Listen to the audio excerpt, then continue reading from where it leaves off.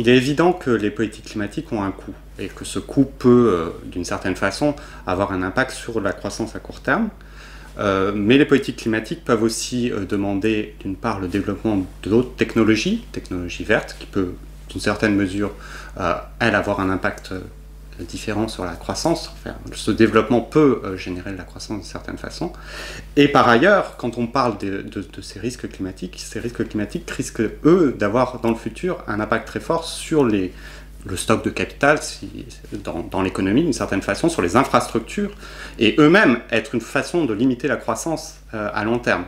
Donc en fait, prévenir les risques climatiques, ça permet aussi de garantir qu'une certaine croissance pourra être possible dans le futur en garantissant d'une certaine façon une continuité d'un certain nombre d'infrastructures et aussi une continuité au niveau des populations humaines, être sûr qu'on n'a pas des impacts sur les populations trop fortes.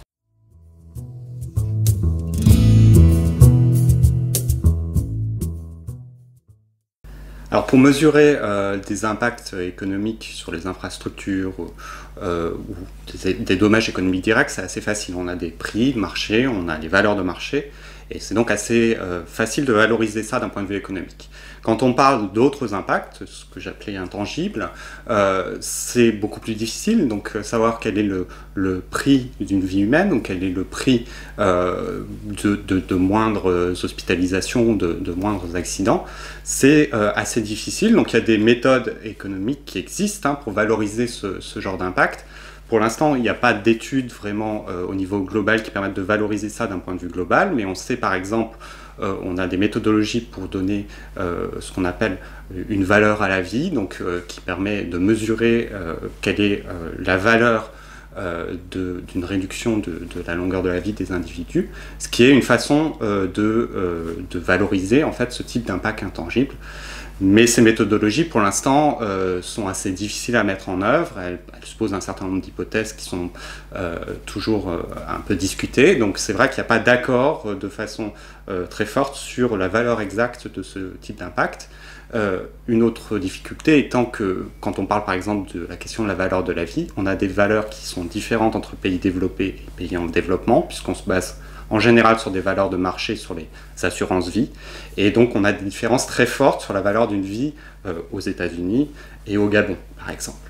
Et la question est de savoir si on veut corriger ce genre de choses ou pas. Si on le corrige, ça risque de valoriser, de donner une valeur beaucoup plus forte aux impacts climatiques.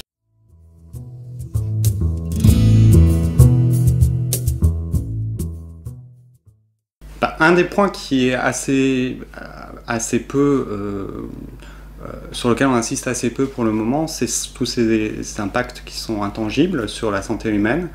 Donc là, il y a des choses assez faciles à faire, entre guillemets. Enfin, on sait que développer des médicaments ou de la prévention médicale pour un certain nombre de maladies liées à des impacts climatiques peut être assez faible. Donc là, c'est un type de politique qu'on peut faire, de développer des technologies médicales ou de faire de l'aide médicale qui, a priori, sont assez peu chères.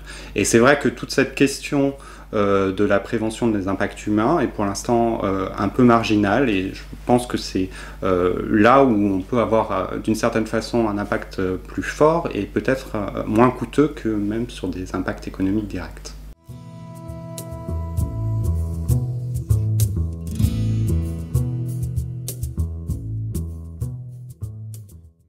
Alors, il existe un certain nombre de technologies qui permettent, par exemple, de limiter le changement climatique de façon assez drastique, qu'on appelle geoengineering. Donc, c'est essayer un petit peu de faire l'ingénieur avec le climat. Donc, on connaît ce type de technique pour essayer de réduire les choses. Il y a aussi des études économiques qui existent sur le coût de ces choses-là. Le problème, c'est que ces technologies, pour l'instant, elles ont des conséquences qui sont mal maîtrisées et assez incertaines, et donc c'est pour ça qu'il y a beaucoup de discussions sur quel est vraiment l'impact et quelle serait vraiment la valorisation de ce genre de technologie.